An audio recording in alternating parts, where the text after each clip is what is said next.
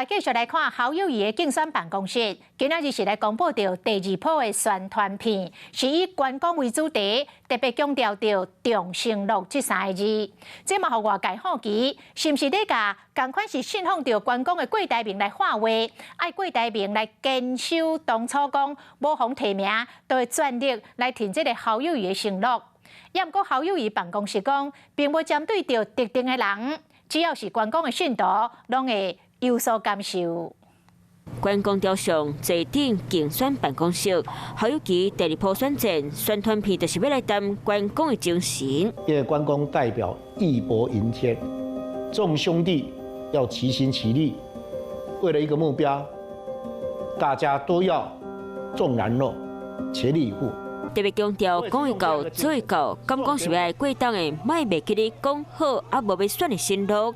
毕竟社会咧总爱有信用。这两支影片没有针对特定人呐，主要就是关圣帝君的诞辰啊，只要是关公的信徒，应该都会有所感受。讲无咧针对象，毋过来看第一波的宣传影片。我每天早上6点钟起床，6点15准时升起。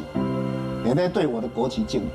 同款学郭台铭招牌行礼，过来观光信仰，包含过党的有共同话题，选战的策略用政治符号，互相诱惑亲南选民。我们设计的有关于这个关公意象的图案，8月中旬我们竞办也会公布我们的这个竞办这个竞选的这个 logo。选战的节奏哪来哪紧，包括高文体上高经营 Instagram， 侯友宜嘛来转变风格，啊那主系人马金北市府顾问陈国军加入电影了后，或者主导文宣的部分。关于我未来的工作呢，其实我一向很随遇而安哦。成败会影响你的下一步决定？不会，从来不会影响我的下一步决定。